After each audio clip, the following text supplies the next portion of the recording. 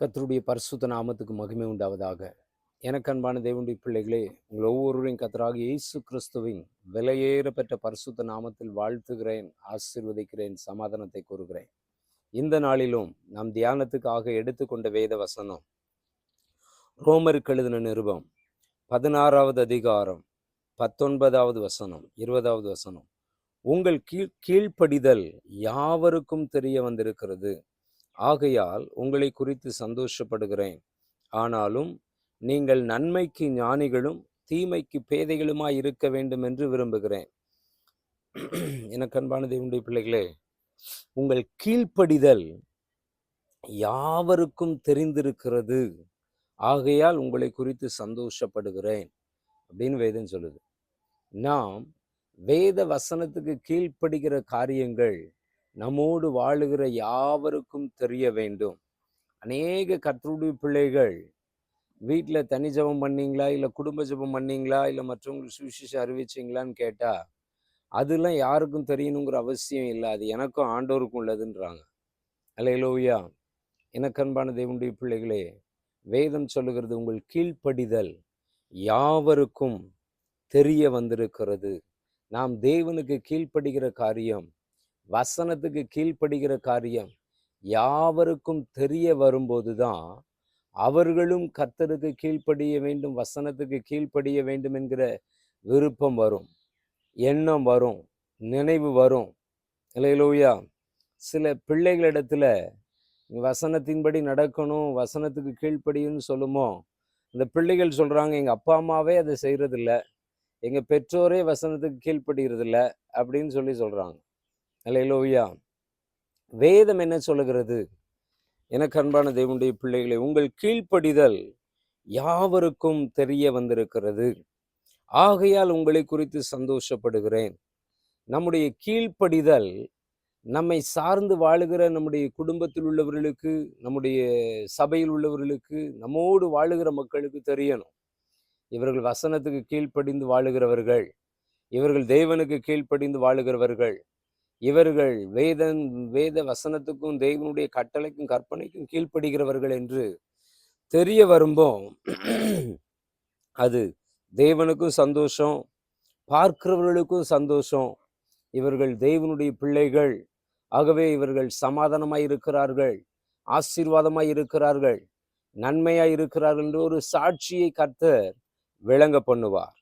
எனக்கு அன்பான தேவனுடைய பிள்ளைகளே, தேவனுக்கு கீழ்ப்படுகிறதை விட இன்றைக்கு விசுவாசிகள், ஊழியர்கள், கர்த்தருடைய பிள்ளைகள் என்று சொல்லுகிறவர்கள் உலகத்துக்கும் உலக காரியங்களுக்கும் மனிதர்களுக்கும் கீழ்ப்படுகிறார்கள். தேவனுடைய வசனத்துக்கு கீழ்ப்படுகிறதை விட உலக காரியங்களுக்கு கீழ்ப்படுகிறவர்கள் அநேகராய் இருக்கிறார்கள். எனக்கு அன்பான தேவனுடைய பிள்ளைகளை, இன்றைக்கு நீங்களும் நானும் தேவனுடைய வசனத்துக்கு கீழ்ப்படிய நம்மை ஒப்பு கொடுப்போம். அது நமக்கும் மிகுந்த சந்தோஷம், நம்மை உண்டாக்கின நம்முடைய கர்த்தருக்கும் மிகுந்த சந்தோஷமா இருக்கும். அடுத்து வேதம் சொல்லுது, ஆனாலும் நீங்கள் நன்மைக்கு ஞானிகளும் தீமைக்கு பேதைகளுமாய் இருக்க வேண்டும் என்று விரும்புகிறேன். கர்த்தருக்கு கீழ்ப்படுகிறவர்கள் நன்மைக்கு ஞானிகளா இருக்கணுமா? வேதம் சொல்லுது, கர்த்தருக்கு கீழ்ப்படுகிறவருடைய பிள்ளைகளாகிய நாம் நன்மைக்கு ஞானிகளா இருக்கணுமா? நன்மை செய்கிற காரியத்தில் ஞானமாய் செய்ய வேண்டும், ஞானமுள்ளவர்களாய் காணப்பட வேண்டும். தீமைக்கு பேதைகளா இருக்கணுமா? வசனம் இப்படி சொல்லுது, நம்ம ஆட்கள் இப்படி உள்டாவா இருக்கிறாங்க. தீமை செய்யற காரியத்துல ரொம்ப ஞானமா செயல்படுறாங்க, நன்மை செய்யற காரியத்துல அப்படியா எனக்கு தெரியாத அப்படின்னு சொல்லிடுறாங்க. அல்லேலூயா. எனக்கு அன்பான தேவனுடைய பிள்ளைகள், வேதம் சொல்லுது, நீங்கள் நன்மைக்கு ஞானிகளும் தீமைக்கு பேதைகளுமாய் இருக்க வேண்டும் என்று விரும்புகிறேன். நன்மை செய்தால் நம்முடைய வாழ்க்கையில் மேன்மை உண்டு. கர்த்தரை நம்பி நன்மை செய், தேசத்தில் குடியிருந்து சத்தியத்தை மேய்ந்து கொள் என்றெல்லாம் வேத வசனம் சொல்லுகிறது. நன்மை செய்தால் மேன்மை இல்லையோ அப்படின்னு ஆண்டவர் கேட்கிறார். ஆகவே நாம் நன்மை செய்கிறவர்களாய் மாறுவோம், நன்மைக்கு ஞானிகளாய் மாறுவோம். வேத வசனத்தில் சொல்லப்பட்ட ஞானத்தின்படி நாம் நன்மை செய்கிறவர்களாய் மாறுவோம். கர்த்தர் நம்மை ஆசீர்வதிப்பார். நாம் கர்த்தருக்கு கீழ்ப்படிந்து, வேத வசனத்துக்கு கீழ்ப்படிந்து நன்மை செய்கிறவர்களாய், அது ஞானத்தோடு, நன்மையில் ஞானம் உள்ளவர்களாகவும் தீமையில் பேதமை உள்ளவர்களாகவும் மாறுவோம். அப்ப என்ன நடக்கும்? 20வது வசனம் சொல்லுது, சமாதானத்தின் தேவன் சீக்கிரமாய் சாத்தானை உங்கள் கால்களின் கீழே நசுக்கி போடுவார். நம்முடைய கர்த்தராகிய இயேசு கிறிஸ்துவினுடைய கிருபை உங்களுடனே கூட இருப்பதாக. எனக்கு அன்பான தேவனுடைய பிள்ளைகளை, நாம் வேத வசனத்துக்கு கீழ்ப்படிந்து நடக்கும்போது, நாம் நன்மைக்கு ஞானிகளாய் மாறும்போது, தேவனுடைய ஞானத்தின்படி நாம் நன்மை செய்யும்போது, நாம் தீமைக்கு பேதைகளாய் மாறும்போது, கர்த்தர் சமாதானத்தின் தேவனாய் நம்முடைய வாழ்க்கையில் வெளிப்படுவார். உங்கள் வாழ்க்கையில் தேவ சமாதானம் பூரணமாய் நிரம்பும். தேவ சமாதானத்தினால் உங்களை நிரப்புகிற தேவனாய் இருக்கிறார். தேவ சமாதானம் உங்கள் வீட்டை சூழ்ந்து கொள்ளும், உங்கள் குடும்பத்தை நிரப்பும், உங்கள் பிள்ளையுடைய வாழ்க்கையை நிரப்பும். நம்முடைய தேவன் சமாதானத்தின் தேவன். அவர் சமாதான காரணர்.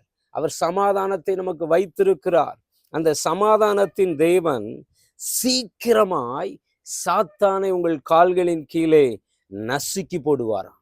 எனக்கு அன்பான தேவனுடைய பிள்ளைகளே, இன்றைக்கு உங்களுக்கு எதிராய் போராடுகிற எல்லா சாத்தானுடைய கிரியைகள், சாத்தானுடைய சூழ்ச்சிகள், சாத்தானுடைய செயல்கள் கர்த்தரால் அன்னைக்கு நசுக்கப்பட போகிறது. அதற்குரிய வல்லமையை கர்த்தர் அனுப்புகிறார்.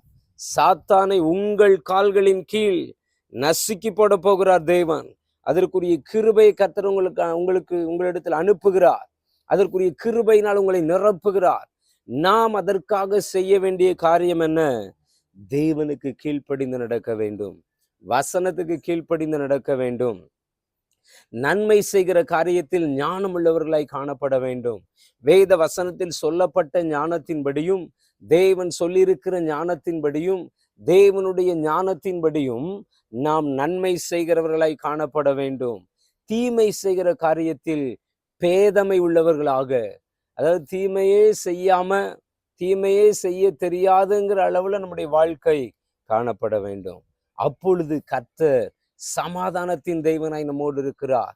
நமக்கு எதிராய் போராடுகிற எல்லா சாத்தானுடைய கிரியைகளை, சாத்தானுடைய செய்கைகளை, சாத்தானுடைய தாக்குதல்களை எல்லாம் நம்முடைய கால்களின் கீழ் நசுக்கி போடுகிற தேவனாய் இருக்கிறார்.